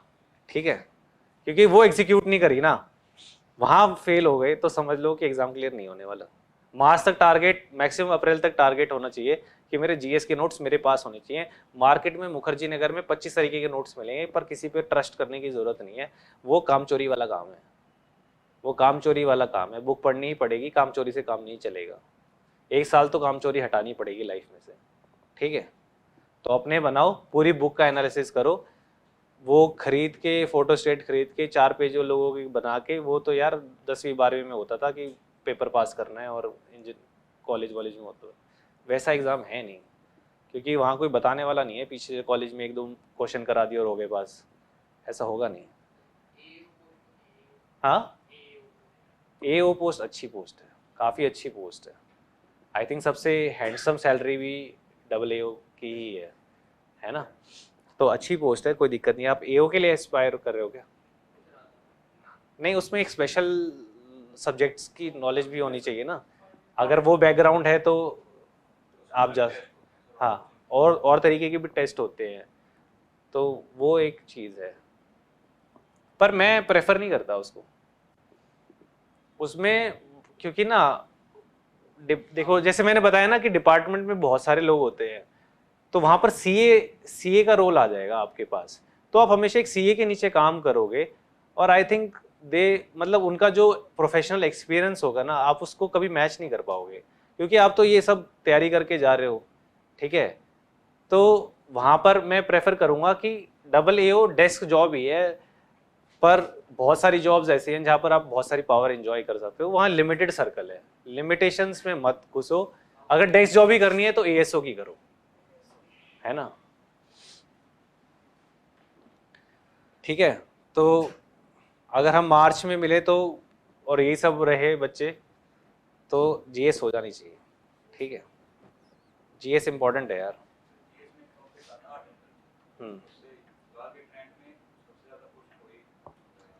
बिल्कुल आएगा यार। क्वेश्चन क्या पूछे जाते हैं कि कौन से स्टेट में कौन सा नाच गाना बढ़िया चल रहा है ना? यही क्वेश्चन पूछे जाते हैं। इंपॉर्टेंट डेज, एक डेज के ऊपर क्वेश्चन आ जाएगा, भाई 21 दिसंबर को क्या मनाया जाता है, यही क्वेश्चन है ना।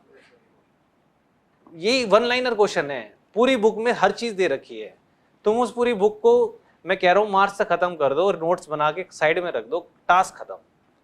हर महीने रिवीजन खत्म, हर महीने रिवीजन खत्म। पेपर से एक दिन मैंने देखा बच्चों को पेपर से 1 घंटा जाने से पहले जी रिवाइज कर रहे होते। फायदा है? कोई फायदा नहीं है वहाँ पे, कुछ फायदा नहीं है। अगर कर रहे हो तो तैयारी ही नहीं करिए 10 महीने।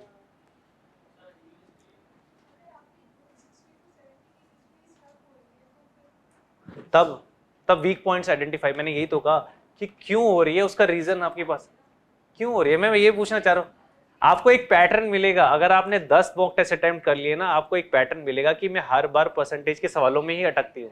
हाँ, क्या लैग कर रहा है? जीएस लैग कर रहा है ना। तो जीएस का तो मैंने सबसे पहले बताया, क्योंकि जीएस लैग इसलिए कर रहा है क्योंकि आपने ध्यान ही नहीं दिया जीएस पे। मैं वो बोल रहे हैं कि 4-5 ही ठीक हो पाते हैं, बाकी में कॉन्फिडेंस खत्म हो जाता है। क्यों खत्म हो जाता है? क्योंकि पढ़ी ही नहीं किसी ने जीएस। हाँ, सब कुछ पढ़ रखा है हमने, 9th-10th में ही तो था ये सब कुछ, हिस्ट्री ज्योग्राफी ये, पर हमने पढ़ा था क्या? नहीं पढ़ा था हमने, नहीं पढ़ा था हमने, तो रट्टे मारे थे। वो रट्टे काम नहीं आएंगे, ठीक है। हमने तो वो पढ़ा था कि हाँ भाई 1858 में वो आए, फिर फौजी तैनात हुए, ये सब, ये कोई पूछा थोड़ा ना जाता। हमने तो ये लिखा था ना 10-10 लाइनों में, 10वीं-12वीं में ये लिखा था ना हमने, पर ये पूछा नहीं जा रहा ना। पूछा तो ये जा रहा है 21 दिसंबर को क्या है, वुमेन्स डे कब था, ये यही पूछा जा रहा है ना। किसने कितने गोल्ड मेडल जीते, अगला ओलंपिक कहाँ होने वाला है, यही पूछेंगे ना। उसका फायदा ही नहीं था जो 10वीं में पढ़ा, और 10 लाइन लिख दी, क्या फायदा हुआ उसका। पर वो तैयारी इसलिए करी जाती है कि कई लोग यूपीएससी में जाना चाहते हैं, तो यूपीएससी में 10 की जगह 50 लाइनें भी लिखनी पड़ती है। तो हर तरीके के बच्चे हैं। अगर आपका मिशन ये है तो पहले 10 महीने इसी मिशन पे रहो कि 3-4 महीने में जीएस खत्म करनी है, और बहुत आसान है जीएस खत्म करना। जैसे कि हम कोई भी सिलेबस कंप्लीट कर रहे हैं, जैसे इंग्लिश ही हो गया, उसमें 20 चैप्टर हैं, 10 चैप्टर हैं, हमने चैप्टर 1 कंप्लीट करा, चैप्टर 2 पे आ गए, चैप्टर 2 का एंड होने वाला है, तो चैप्टर 1 का क्या? चैप्टर 1 साथ साथ रिविजन करो। यानी ऐसे तो फिर क्या बोलते हैं, वो और भी ज़्यादा होता जाएगा, तो उसकी रिवीजन नहीं हो पाएगी। अगर हम 7 तो अगर तुमने एक चैप्टर करके अगर तुम इस चैप्टर को भूल गए तो तुम्हारा करने का फायदा क्या हुआ, मुझे ये बताओ।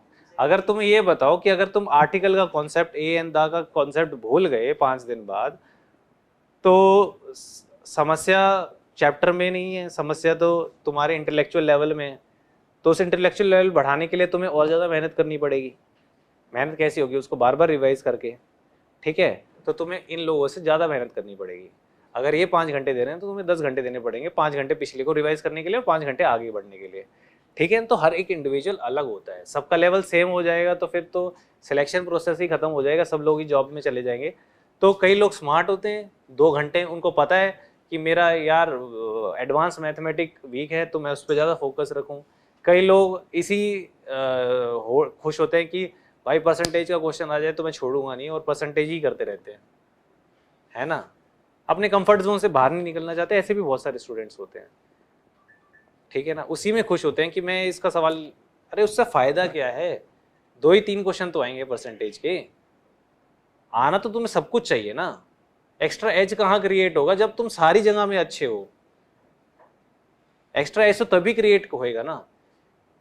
वो तो है नहीं कि यार 10वीं की क्लास का कि ये 2 चैप्टर छोड़ जाता हूँ, 8 चैप्टर कट जाता हूँ, पास तो हो ही जाऊंगा। पास नहीं होना ना, जॉब चाहिए। तो सब में अच्छा होना पड़ेगा, सब में ही अच्छा होना पड़ेगा। डेली टारगेट छोटे बनाओ, बहुत बड़े बना रहे हो इसका मतलब। डेली टारगेट छोटे बनाओ, बहुत बड़े बना रहे हो।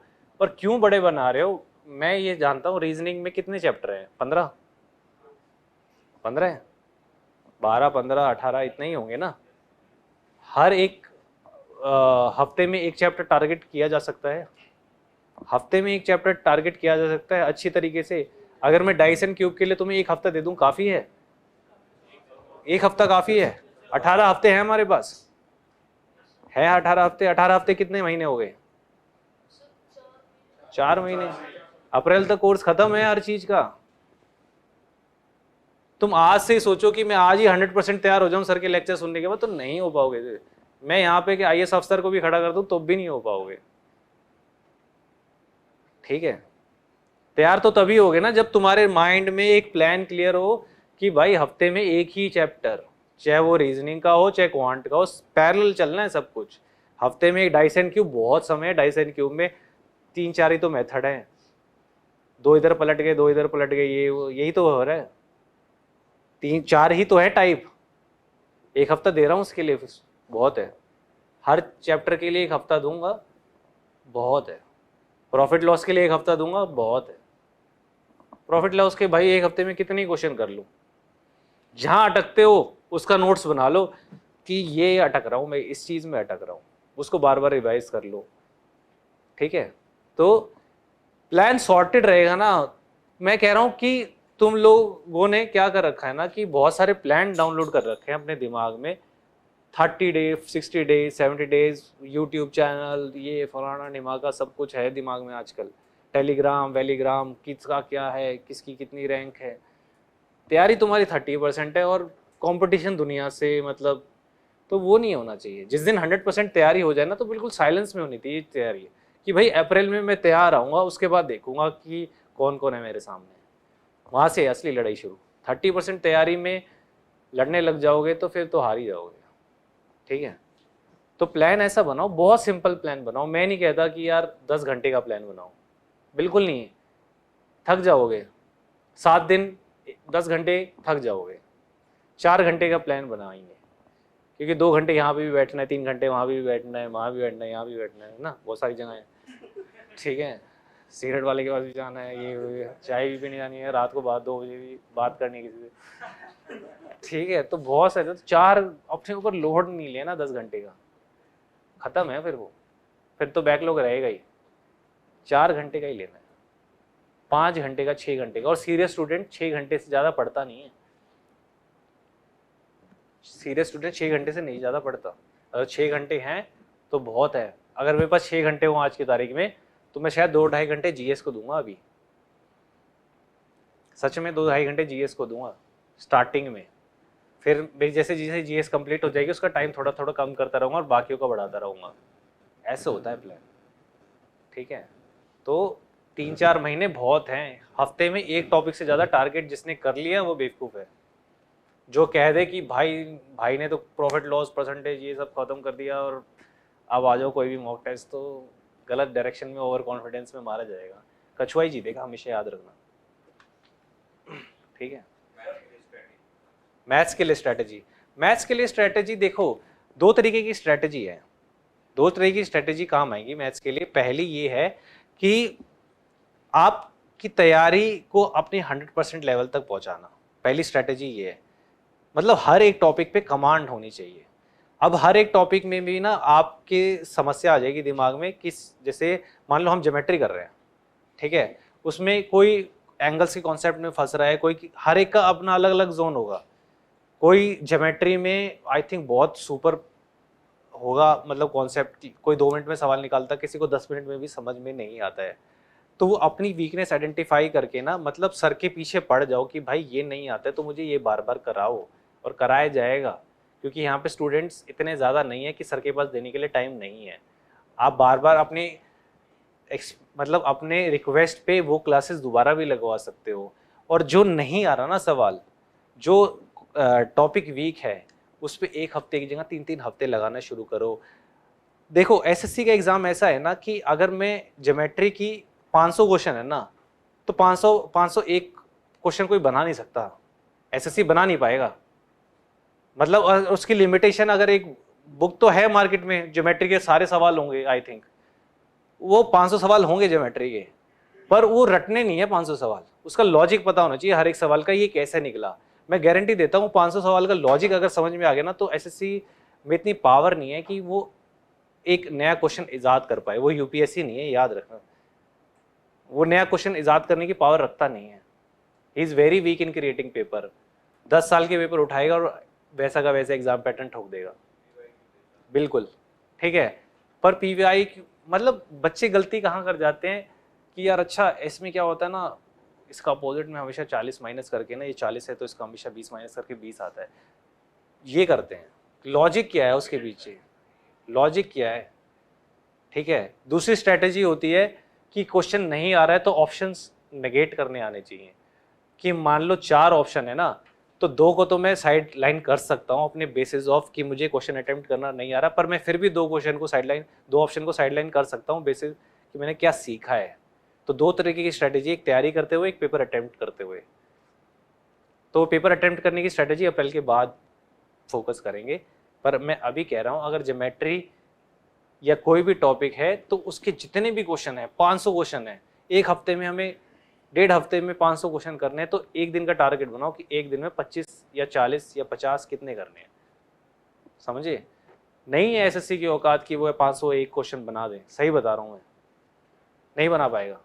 10 साल से तो मैं देख रहा हूँ नहीं बना पाया वो, हर बार यही है। ठीक है, पावरफुल नहीं है पेपर क्रिएट करने के मामले में। अगर आप स्मार्ट हो तो आप एसएससी को बीट कर सकते हो। आपको वहां पर मतलब वो चाले चल रहा है, मतलब वही सेम पेपर बार बार, वही सेम पेपर बार बार, वही सेम पेपर बार बार। 10 साल हो गए, पेपर पैटर्न बदल दिया, क्वेश्चन का स्टाइल नहीं बदला आज तक। वही अपस्ट्रीम डाउन स्ट्रीम 10%, 20%, ये वो वही क्वेश्चन सेम। ठीक है, तो तैयारी कर रहे हो ना तो सारी चीजें सामने हो। मान लो आज प्रॉफिट लॉस किया, तो प्रॉफिट लॉस के तो आजकल मार्केट में सारे PYQs आते होंगे कि किस तरीके के क्वेश्चंस पूछे गए। तो प्रॉफिट लॉस से आगे परसेंटेज पे तभी जाना है जब प्रॉफिट लॉस बिल्कुल चित हो गया हो। ऐसे जाना ही नहीं आगे हमको, हमें जल्दी ही नहीं है, कोई जल्दी नहीं है। 10 महीने का टाइम है, कोई जल्दी नहीं है। अगर जल्दी होएगी तो फिर सावधानी हटेगी, दुर्घटना घटेगी। 4 महीने, हाँ, अप्रैल तक टारगेट बनाओ कि पूरा हो जाए। और पूरा ऐसा होना चाहिए, उसमें हाफ हार्टेड एफर्ट्स नहीं होने चाहिए। हाफ हार्टेड एफर्ट्स क्या होते हैं कि यार ज्योमेट्री मेरी वीक है, चलो मैं अप्रैल के बाद देखूंगा इसको, वो होते हैं हाफ हार्टेड एफर्ट्स। ठीक है, वो अप्रोच शुरू हो गई जिस दिन, उस दिन पेपर से एक दिन पहले भी कोर्स होगा नहीं पूरा। और पेपर से अगर 2-3 हफ्ते पहले अगर ऐसा माइंडसेट आ गया ना तो प्रेशर में आ जाओगे, और सारा दिमाग ही प्रेशर का है। मैनेजमेंट है हर चीज। बैंक का एग्जाम देते हैं लोग, ये देते हैं, ये क्यों है कॉम्पिटिटिव एग्जाम? क्योंकि वहाँ पे यार जब 100 क्वेश्चन मैनेज नहीं हो रहे, वहाँ लोग कैसे मैनेज होंगे, वहाँ अफसर कैसे मैनेज होगा? ठीक है, तो बेसिकली ये मैनेजमेंट स्किल्स ही हैं। ये हिस्ट्री के 4 सवाल करवा के आपसे कोई कुछ काम थोड़ा आने वाले नौकरी के अंदर, ये कुछ काम नहीं आने वाले। पर ये है कि मैनेजमेंट स्किल है कि भाई 10 महीने का टाइम था, आपने अपने टाइम को कैसे मैनेज किया, आपने अपनी चीज़ों को कैसे मैनेज किया। अब अच्छे मैनेजर हो तो ठीक है भाई, जॉब ले जाओ, मैनेजमेंट स्किल है, जो अच्छा लगे। हाँ, कई लोगों को बायो बिल्कुल अच्छी नहीं लगती है, पर पढ़नी पड़ेगी, समझ नहीं आएंगे क्या क्या नाम होंगे, वो प्लांट्स की वेरिएशन, ये सब फलाना ढिमाका, पर रखने पड़ेंगे, करने पड़ेंगे। जहाँ से जो आपका कंफर्ट जोन है ना, वहाँ से तैयारी स्टार्ट करो। मान लो मेरा कुछ भी हो सकता है, मेरा ज्योग्राफी, किसी का ज्योग्राफी हो सकता है, किसी को डर लगता है यार ज्योग्राफी से क्या, ये मैप पूछ रहे हैं, रिवर ये कहाँ से जा रही है, ये सब। तो जो आपका कंफर्ट जोन हो वहाँ से तैयारी करो। पर वही बात है कि एक बार करने के बाद दोबारा उस पर आने की ज़रूरत ना पड़े, चाहे हफ्ते की जगह 10 दिन लगाना शुरू कर दो। ठीक है, हाँ जी। करंट अफेयर्स बाद में करेंगे, कोई ज़रूरत नहीं है। एग्जाम करंट अफेयर्स आज का क्या फ़ायदा है करने का, पूछा नहीं जाएगा। 6 महीने पहले, 6 महीने पहले, 6 महीने का कैप्सूल। एग्जाम कब है? अक्टूबर में है ना एग्जाम, उससे 6 महीने पहले। आज से करंट अफेयर को फायदा ही नहीं है, टाइम वेस्ट कर रहे हो, पूछा ही नहीं जाएगा। एग्जाम जब सेट होगा ना 6 महीने पहले, 4 महीने पहले, 3 महीने पहले, 2 महीने पहले, वो बिल्कुल करंट का ही पूछते हैं, या फिर ये पूछेंगे कि भाई अगले ओलंपिक्स ये वो कहाँ पर होंगे, वो सब होगा उस बुकलेट में। ठीक है, तो आज से करंट अफेयर्स का कोई फायदा नहीं है। न्यूज़पेपर मत पढ़ना, टाइम वेस्ट है। यूपीएससी का एग्जाम नहीं है, कहीं 2 घंटे न्यूज़पेपर पढ़ रहे हो और ये सब इंग्लिश इंप्रूव करूंगा और आरसी इंप्रूव करूंगा और क्लोज टेस्ट इंप्रूव करूंगा, न्यूज़पेपर से होगा नहीं, वो प्रैक्टिस से होगा। आरसी करना है ना तो 100 आरसी रोज, 1 आरसी रोज करना है, अपने आप इंप्रूव हो जाएगा। न्यूज़पेपर पढ़ने की जरूरत नहीं है। जो लोग न्यूज़पेपर पढ़ रहे हैं टाइम वेस्ट कर रहे हैं, मैं अपने एक्सपीरियंस से बता रहा हूँ।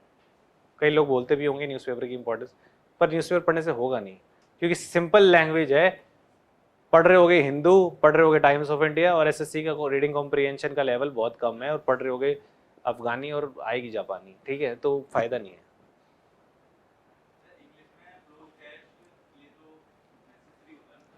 क्लोज टेस्ट में यार तुम क्या, क्लोज टेस्ट वो फिल इन द ब्लैंक्स वाला ना जो पैराग्राफ में होता है, कैसे अटेम्प्ट करते हो क्लोज टेस्ट? मैं बताता हूँ, मैं गारंटी कह रहा होता हूँ कि 90% बच्चे क्लोज टेस्ट पता है क्या करते हैं? A man is going to the jungle dash, this dash, a man is going to the jungle dash आगे ना, तो वहीं 4 ऑप्शन देखना शुरू कर देते हैं लोग कि इस डैश में क्या भरा जा सकता है। क्लोज टेस्ट ऐसे नहीं होता। क्लोज टेस्ट को पहले पूरा पढ़ना होता है। पहला फिल इन द ब्लैंक्स का आंसर ना 4th 5वीं लाइन में हमेशा मिलेगा ही मिलेगा। कि बात क्या चल रही है, आपने उसको अपनी लिमिटेशंस यहीं पर स्टॉप कर दी। A man is going to the jungle dash, अब डैश में क्या भरूं भाई, कहानी पता नहीं, बस डैश में भरना है 4 ऑप्शन से देख के। ऐसा नहीं होता क्लोज टेस्ट। क्लोज टेस्ट के लिए पूरा एसेंस ऑफ द पैसेज समझना पड़ता है कि भाई बात क्या चल रही है, क्यों जा रहा है जंगल में, शिकार करने जा रहा है, क्या करने जा रहा है, पता तो चले मुझे। ठीक है, तो पूरा क्लोज टेस्ट एक बार पढ़ लिया, कहानी समझ में आ गई, उसके बाद वो डैश में है ना जो। और क्लोज टेस्ट के लिए न्यूज़पेपर नहीं पढ़ना। क्लोज टेस्ट के लिए न्यूज़पेपर इसलिए नहीं पढ़ना क्योंकि मैं आपको बोलूंगा कि 500 क्लोज टेस्ट अटेम्प्ट करने हैं 500 दिन में या 300 दिन में, तो हर दिन 2 क्लोज टेस्ट पढ़े जा सकते हैं। कितने लाइन का क्लोज टेस्ट होता है, 10 मिनट लगेंगे एक क्लोज टेस्ट को। तो एसएससी आपसे एग्जाम ओरिएंटेड तैयारी की डिमांड कर रहा है, स्मार्ट तैयारी की डिमांड कर रहा है, और आप हार्ड वर्क कर रहे हो, तो गधे और घोड़े में फर्क होगा हमेशा। गधा नहीं जीत पाएगा घोड़े से कभी भी, सही बता रहा हूं मैं। गधे की तैयारी करोगे तो नहीं जीत पाओगे घोड़े से। ठीक है, 2 घंटा न्यूज़पेपर पढ़ के कुछ हासिल नहीं होगा। आप सोच रहे हो कि न्यूज़पेपर पढ़ने से मैं करंट अफेयर जान जाऊंगा, नहीं आएंगे। पॉलिटिकल इश्यूज आएंगे, पॉलिटिकल इश्यूज का जानकर करोगे क्या कि कौन सी पॉलिसी आ रही है, ये पॉलिसी आ रही है, मोदी ने कल स्पीच में ये बोल दिया, कल इंडियन मोबाइल कांग्रेस का उद्घाटन हो गया। कौन जानना चाह रहा है वो, कोई नहीं जानना चाह रहा। वो तो हार्ड वर्क है। SSC does not demand hard work. ये यूपीएससी का पेपर नहीं है, और यूपीएससी की तैयारी कर रहे हो तो 10 महीने बाद करना, आज मत करो। ठीक है, और दोनों को मिक्स मत करो। दोनों को मिक्स करोगे, दोनों के अलग अलग जोन्स हैं, दोनों की अलग अलग रिक्वायरमेंट है, दोनों का अलग अलग टाइम मैनेजमेंट है। मिक्स कर दिया तो दोनों चीजें हाथ से निकल जाएंगी। यूपीएससी की तैयारी करने वाला एसएससी क्लियर कर सकता है, पर एसएससी की तैयारी करने वाला यूपीएससी क्लियर नहीं कर पाएगा। ठीक है, बड़ी मछली छोटी मछली, समझ गए ना। बस यूपीएससी वाला एसएससी 6 महीने में कर जाएगा क्योंकि वो हार चुका है वहां से, पर एसएससी की तैयारी से बेस जरूर बन जाएगा, पर एसएससी की तैयारी से बेस ही बनेगा, पेपर क्लियर नहीं होगा। वो पोजीशन लेने के बाद फिर 1-2 साल और लगाने पड़ेंगे। तो ये चीज़ें थोड़ी सॉर्टेड रखना माइंड में, क्योंकि ये चीज़ें आगे वाले टाइम में काम आएंगी। तो 10 महीने अगर फोकस एसएससी पे है ना, तो एसएससी पे ही बना के रखो, उसके बीच में और कोई आना नहीं चाहिए। उसके बीच में ना बैंक आना चाहिए, बैंक में फ्रस्ट्रेट हो जाओगे, कसम से बोल रहा हूँ, बैंक की नौकरी में फ्रस्ट्रेट हो जाओगे। हाँ, एसएससी से बेटर जॉब नहीं है। अगर तुम सोच रहे हो कि बैंक अच्छा है तो कतई अच्छा नहीं है। हाँ हाँ, बहुत सारे लोग बैंक छोड़ के एसएससी में आते हैं, तो bank can be second option कि भाई एसएससी नहीं निकला due to multiple reasons, bank निकलना आसान हो गया आज की तारीख में एसएससी के मुकाबले, पर पेपर टफ आता है बैंक का, एसएससी का नहीं आता। तो एसएससी गोल्डन चांस है, तो एसएससी को पहले प्रेफरेंस दो, बैंक तो हो ही जाएगा। ठीक है ना। स्पीड इंप्रूव अभी नहीं करनी, अप्रैल के बाद करनी है। स्पीड इंप्रूव तभी होगी जब तुम 100% सिलेबस हो चुका होगा और मॉक टेस्ट लगाने की इतनी हैबिट हो जाएगी कि अपने आप होती चली जाएगी। आज स्पीड कैसे इंप्रूव होती है मैं मान ही नहीं सकता। अगर तुम्हें 40% सिलेबस आता है तो 60% जो सिलेबस नहीं आता वो स्पीड स्लो कर ही देगा मॉक टेस्ट में। वो तो स्पीड स्लो करेगा ही करेगा। अगर तुम्हें कोई कॉन्सेप्ट नहीं पता, तुम्हें ज्योमेट्री के सारे कॉन्सेप्ट नहीं पता और पेपर आ गया, क्वेश्चन आ गया, तो ऑटोमेटिकली स्पीड स्लो करेगा ना। जो चीज़ नहीं पता वो स्पीड स्लो करेगी, जो चीज़ पता है वो चलते जाएंगे। तो अप्रैल के बाद स्पीड पे ध्यान रखना है। पहला टारगेट एक्यूरेसी होना चाहिए, पहला टारगेट सिलेबस फिनिश करना होना चाहिए, एक्यूरेट बनना है हमें स्पीड से मतलब ही नहीं है। अप्रैल से पहले स्पीड्स को हम देखेंगे अप्रैल के बाद, जब मैं 100% तैयार होऊंगा तब मैं भागूंगा, हर रोज भागूंगा, फिर करूंगा स्पीड इंप्रूव। अभी मुझे एक्यूरेसी पे ध्यान देना है। अभी से स्पीड इंप्रूव करके करोगे क्या? आगे होगी यार। अप्रैल मैं कह रहा हूं ना, मैं तुम्हें टारगेट दे के जा रहा हूं। अप्रैल तक अगर तुमने फिनिश नहीं किया तो गए। ठीक है ना। अप्रैल तक अगर तुमने सिलेबस कंप्लीट नहीं किया तो कोई चांस नहीं है, क्योंकि अप्रैल में जब तुम स्पीड इंप्रूव करने जाओगे मॉक टेस्ट में तो मई जून में समस्याएं और आएंगी। समस्याएं निकल के आएंगी जब मॉक टेस्ट अटेम्प्ट करोगे। तुम क्या सोच रहे हो अप्रैल में मैंने कर लिया, उसके बाद मैं मई में 100 में से 100 ला के आऊँगा। समस्याएं तो क्रिएट तब होनी शुरू होंगी ना, तब पता चलेगा मेरी असली वीकनेस क्या है। तो तब उन समस्याओं को सॉल्व करने के लिए भी समय चाहिए। इसलिए मैं कह रहा हूँ कि अप्रैल तक 4 महीने बहुत है। 4 महीने में कितने हफ्ते हो गए, कितने हफ्ते हो गए? 16 हफ्ते हो गए। 17-18 भी मिलेंगे, कि कोई लंबा महीना होगा कोई छोटा महीना होगा। 17-18 महीने में किया जा सकता है, हफ्ते का टारगेट बना के किया जा सकता है, ठीक है ना। बहुत सारे लोग होंगे जो अप्रैल में एडमिशन लेंगे, ठीक है। बहुत सारे लोग ऐसे भी होंगे जो 2 महीने पहले एडमिशन लेंगे। तो अपने आप को लकी समझो, 10 महीने पहले तुम्हें ज्ञान मिल रहा है तो, ठीक है। अभी तो अप्रैल तक पूरा सिलेबस कर रहा हूँ। का है क्या है सिलेबस में? 18 चैप्टर भी नहीं है, हफ्ते में 1 चैप्टर करने के लिए बोल रहा हूँ हर एक टॉपिक का। कुछ ज़्यादा बोल रहा हूँ क्या? जीएस में 8 कितने हैं? फिजिक्स होगा, फिजिक्स में कितना टाइम लगा लोगे? कितना टाइम लगा? 3 हफ्ते लगा लोगे? 3 हफ्ते बहुत है यार, 2.5 घंटे बोलने के लिए पढ़ रहा हूँ जीएस, बहुत है 3 हफ्ते। हाँ, मैं अभी ये कह रहा हूँ कि तुम्हारा प्लान होना चाहिए 6 घंटे पढ़ने का। कोई बहुत ज़्यादा होशियार है तो 5 घंटे पढ़ सकता है। 6 घंटे में 2.5 घंटे जीएस पे फोकस रहना चाहिए। जीएस से फोकस हटाया तो एग्जाम गया। ये इंग्लिश, भाई इंग्लिश के मास्टर इतने अच्छे हैं तुम्हारे पास, इंग्लिश को जो जो पढ़ाया जा रहा है उसको बस रटते जाओ, उसी को बार बार करते जाओ। वोकैब इंग्लिश में नंबर लेना बहुत आसान है। इंग्लिश में इंग्लिश बोलना टेस्ट नहीं किया जा रहा, रट्टाफिकेशन है total. Vocab, one word substitution, idiom phrases, इसके लिए इंग्लिश आनी जरूरी नहीं है, इसके लिए रट्टा जरूरी है, ठीक है। मेहनत जरूरी है, उस चीज़ को बार बार रिवाइज करना जरूरी है, ठीक है। तो उसमें ये मत सोचो कि मुझे इंग्लिश नहीं आती, तुम ये सोचो कि मैं एफर्ट ही नहीं डाल रहा रटने के लिए, ठीक है ना। तो स्मार्ट रहना है हमें। पैसेज के लिए न्यूज़पेपर नहीं चले जाना, कभी बोल रहा हूँ। माइट भी मैं आपके टीचर से अलग जा रहा हूँगा, पर मैं अपने एक्सपीरियंस पे बोल रहा हूँ। मैं कहूँगा कि 500 पैसे सॉल्व करो रोज न्यूज़पेपर पढ़ने से, तो वो आपको प्रैक्टिकल एक्सपीरियंस देगा, ठीक है। न्यूज़पेपर आपको प्रैक्टिकल एक्सपीरियंस नहीं दे पाएगा एग्ज़ाम के लिए, क्योंकि आपको उसको एनालाइज करके वहाँ पर 10, 20, 25 लाइनें लिखनी नहीं है। करंट सिचुएशन को एनालाइज नहीं करना, आपको ऑथर नहीं बनना, याद रखना। आपको एग्ज़ाम क्लियर करना है, तो जो प्रैक्टिकल डिमांड है उसी वैसी तैयारी होनी चाहिए। क्लोज टेस्ट डिमांड है तो मैं 500 क्लोज टेस्ट अटेम्प्ट करूँगा। पैसेज डिमांड है तो 500 पैसेज अटेम्प्ट करूँगा, ठीक है। तो अप्रैल तक मैं 500 क्लोज टेस्ट भी करूँगा, 500 पैसेज भी करूँगा, हर रोज़ 10 वन वर्ड भी करूँगा, हर रोज़ 10 इडियम फ्रेसेस भी करूँगा, 10 सिनोनियम भी करूँगा, 10 एंटोनियम। तो ये होना चाहिए टारगेट यार, ये टारगेट होना चाहिए कि 10 सिनोनियम, एक चेकलिस्ट होनी चाहिए, 10 सिनोनियम, 10 एंटोनियम, 10 इडियम, ये वो फलाना डिमाका, ये चेकलिस्ट 6 घंटे। कोई वो नहीं है 10 घंटे। 10 घंटे तो फिर वही है, फिर वो 10 घंटे में तो सब कुछ इंक्लूड हो जाएगा। 6 घंटे यार, सुबह 2 घंटे, रात को 2 घंटे, बीच में 2 घंटे बस। फिर क्लासेस वगैरह भी तो होंगी ना, तो वही है।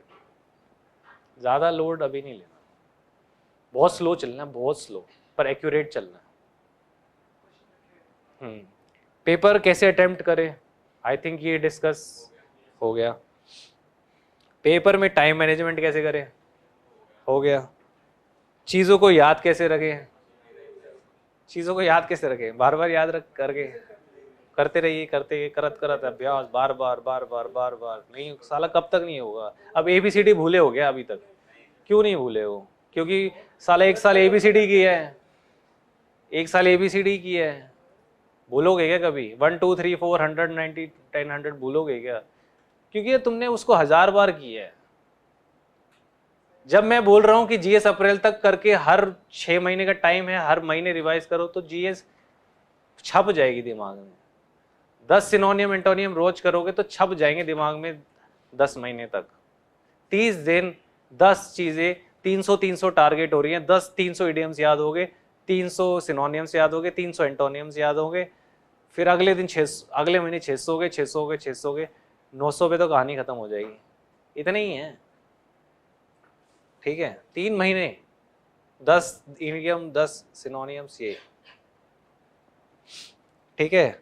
पॉलिटी में आर्टिकल कैसे याद करें यार, इतनी सारी यूट्यूब वीडियो है, लिंक्स बना रखे हैं, ये फलाना आर्टिकल, आर्टिकल 21, बहुत सारे लिंक्स है, लिंक से याद करो, लिंक से, ठीक है ना। आर्टिकल की लिस्ट एक वैसे भी इतना आर्टिकल कितने क्वेश्चन पूछे जाते हैं ऐसे, जो यहाँ क्वेश्चन लिखा हुआ है, किसने लिखा है ये क्वेश्चन? हाँ, कितने आर्टिकल्स के क्वेश्चन आएंगे? हाँ, 2-3 ही आएंगे ना, 2-3 ही आएंगे ना, 2 क्वेश्चन आएंगे ना। तो इतना लोड मत लो कि आर्टिकल के लिए एक क्वेश्चन लिखा होता है। ये तो बस एक क्वेश्चन था कि पॉलिटी कैसे रिवाइज करें। पॉलिटी में आर्टिकल का एक क्वेश्चन ही आएगा, 1 या 2 क्वेश्चन ही आएगा। तो लिस्ट बना लो, लिंक्स है अवेलेबल बहुत सारी यूट्यूब वीडियोस में। यहाँ पर भी अगर टीचर कराते होंगे तो लिंक्स से कराते होंगे कि 1 से 6 ये वो 13, 14 ऐसा लिंक्स बनते हैं। मेरे टाइम में बनते थे, मुझे याद नहीं है क्योंकि आई एम पॉलिटी का टीचर नहीं हूँ मैं, पर लिंक्स बनते हैं और बनते आए हैं और बनते रहेंगे, ठीक है। तो वो लिंक्स याद करने से होगा। पेपर में टाइम पे भूल जाता हूँ, पेपर के टाइम पे भूल जाता हूँ, रिवीजन अच्छी होगी तो नहीं भूलोगे। मेरे वो ये तो सारे सवाल हमने मतलब हो ही गए, अब जितना भी हमने यहाँ पे सेशन लिया है। मॉक टेस्ट कब दूं, वो भी हो गया, कब देने मैंने समझा दिया, कब देने हैं। अप्रैल देना अभी है, पर कम देना है, कम देना है, ज़्यादा नहीं देना। शेड्यूल फॉलो नहीं कर पाता हूँ क्योंकि बहुत लंबा बनाते हो इसलिए फॉलो नहीं कर पाते हो, बता दिया, वो भी सवाल हो गया। आई थिंक सारे सवाल हो गए यार तुम्हारे पढ़ने से पहले। सारे सब्जेक्ट कैसे पढ़े बता दिया मैंने, 2.5 घंटे जीएस ये वो सब, सबको पैरेलल लेके चलना है। ऐसा नहीं है कि पहले 2 महीने जीएस उसके बाद मैथ्स, ऐसा नहीं होगा। बता दिया ना मैंने, कितने हफ्ते हैं, कितने चैप्टर हैं, हर हफ्ते किसी को 10 दिन, किसी को 7 दिन, किसी को ऐसा। तो ये जीएस प्रायोरिटी बेस पे कैसे रखें, हो गया सवाल। कॉलेज में भाई, कॉलेज में क्या क्या करते हो? कॉलेज वाला कौन है एक बार बताओ। अच्छा 2-3, हाँ तो कॉलेज में कितना जाते हो भाई, कितना जाते हो? हाँ बस, ज़्यादा तो जाते नहीं ना, रोज का तो नहीं है, तो ठीक है 6 घंटे बहुत है। देखो 6 घंटे का मतलब ये है ना कि 6 घंटे अगर मैं तुम्हें 4-5-6 घंटे बोल रहा हूँ ना, तो उसकी एवरेजिंग भी करनी आनी चाहिए तुमको। किसी दिन ऐसा भी आएगा कि 1 घंटा भी नहीं पढ़ पाओगे, तो बाकी के 6 दिन 1-1 घंटा बढ़ा दो तो वो दिन मैनेज हो जाएगा, ठीक है। पर वो तुम्हारे दिमाग में है कि 6 घंटे को मैं अगले दिन 12 घंटे बना दूं, वो होगा नहीं, उसको 7-7 बनाना है। हाँ तो मैंने वही बोला ना कि बहुत स्लो चलना है, बहुत अप्रैल तक हम बहुत स्लो जाने वाले हैं और एक्यूरेट जाने वाले हैं। उसके बाद हम मॉक टेस्ट से स्पीड पकड़ेंगे। अगर एक्यूरेसी में कमी आ गई ना तो फिर स्पीड पकड़ने का कोई फ़ायदा नहीं है। तो अप्रैल तक हमें एक्यूरेसी ही मास्टर करनी है। इतने टॉपिक्स हैं ही नहीं, जितने हफ्ते हैं, हर टॉपिक को 1 हफ्ता मिलेगा, तो 18 टॉपिक्स हैं नहीं किसी भी सब्जेक्ट में, ठीक है, लिमिटेड ही टॉपिक्स हैं। पर्सनल लाइफ से डिस्ट्रैक्शन होती है तो कैसे मैनेज करें? पर्सनल भाई सेल्फिश हो जाओ यार, personal life selfish personal life में जो डिस्ट्रैक्ट कर रही है ना, नौकरी नहीं लगी ना, वो डिस्ट्रैक्ट करना छोड़ देगी, ठीक है। तो सेल्फिश होना पड़ेगा, ठीक है। अब अभी 22-23 के हो, 28 तक उसको तो मिल जाएगा, तुम्हें नहीं मिलेगा, ठीक है।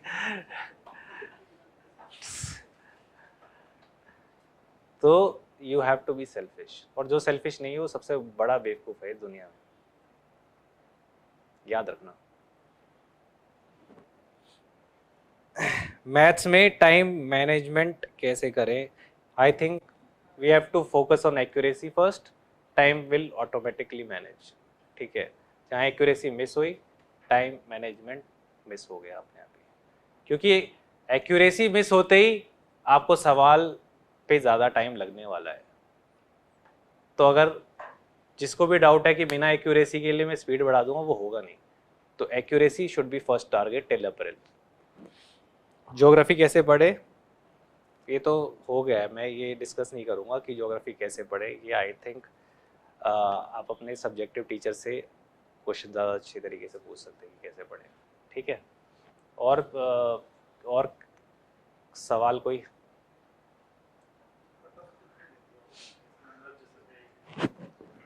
पीपीटी बढ़ाओ, मैं पीपीटी में दिखाता हूँ कट ऑफ। सर कैसे बढ़ती है पीपीटी? अच्छा ऊपर कट ऑफ दिखाते हैं यार तुम्हें। कट ऑफ यार अभी तक मतलब एग्जाम की तैयारी कर रहे हो, कट ऑफ नहीं देखी अभी तक? टीयर 1 कट ऑफ देखो यार, कट ऑफ देखो पहले। तुम्हारे सवाल का जवाब स्क्रीन पर है।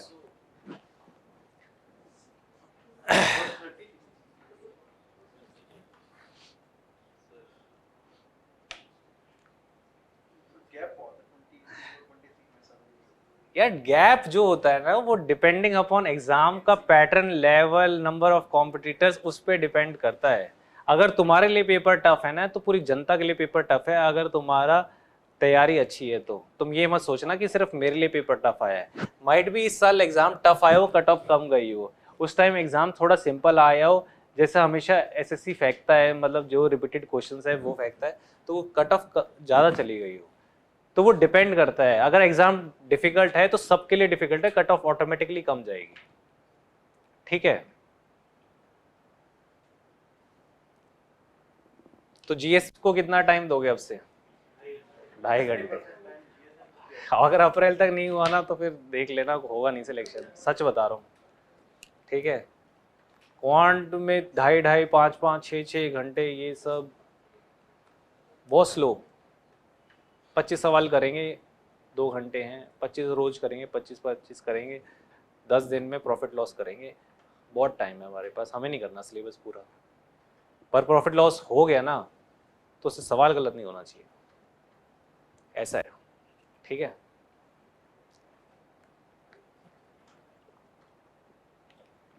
बस और कुछ है? हो गया? हाँ अच्छा, हाँ जी पूछिए। हम्म हम्म हाँ, और इंग्लिश पे ज़्यादा फोकस करना है। मैंने बताया ना, जीएस और इंग्लिश पे ही फोकस करना है। स्टार्टिंग में मैंने बता दिया था कि आप लड़ाई जीएस और इंग्लिश पे ही हारोगे, क्योंकि आपका जो मेन फोकस है वो क्वांट और रीजनिंग रहता है। और वो गांव के कोई भी किसी भी कोने का बच्चा आपको सेम टक्कर दे सकता है, पर जीएस और इंग्लिश में टक्कर नहीं दे पाएगा आपको, क्योंकि फैसिलिटीज की कमी है, टीचर्स की कमी है। क्वांट्स यूट्यूब पे फ्री पढ़ सकते हो, रीजनिंग यूट्यूब पे फ्री पढ़ सकते हो, पर इंग्लिश की वोकैब, ये सब के लिए खुद की मेहनत जरूरी है। मैंने बताया 1 वर्ड सब्स्टिट्यूशन, सिनोनियम्स, एंटोनियम हर रोज 10, बस 10, एंड फॉलो मी। लाइक 5 महीने के अंदर तुम्हारे सारे हो जाएंगे 10, एक महीने में 300, अगले महीने में 600, 900 खत्म। 900 से ज्यादा है नहीं। प्लेन टू पैरामाउंट की 2013 में बुक आती थी, 900 सिनोनियम्स इसके आसपास ही होते थे। ठीक है, तो वही था, बस उतना ही सिलेबस है। तो 10 याद करो ना, अगले दिन 10 करोगे तो पिछले के 10 को रिवाइज करो, फिर अगले दिन 10 करोगे तो पिछले के 20 को रिवाइज करो, फिर अगले दिन 10 करोगे तो पिछले के 40 को रिवाइज करो। यही तो गेम है सारा। वीक नहीं पढ़ना ना यार, कॉन्फिडेंस की कमी आ जाती है यहाँ पे, भूल जाते हैं, ये हो जाता है। अरे यार भूल जाते हैं तो ये नहीं भूलता तो ये 5 घंटे पढ़ रहा है, तुम्हें 10 घंटे पढ़ना है, तुम भूल जाते हो तो तुम्हें मेहनत ज्यादा करनी है अगर भूल जाते हो तो। ऐसा नहीं है यार, कॉन्फिडेंस होना चाहिए इंसान में, टैलेंट वैलेंट कुछ नहीं है, कॉन्फिडेंस रखो अपने ऊपर। और भूल जाते हो तो 6 घंटे पढ़ो यार, 7 घंटे पढ़ो, 8 घंटे पढ़ो। मैं भूल जाता हूँ, मैं कमजोर हूँ इससे, मैं ज्यादा पढ़ूंगा इससे। ठीक है, ऐसे।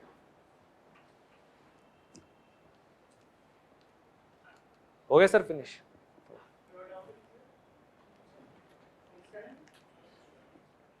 Okay, thank you.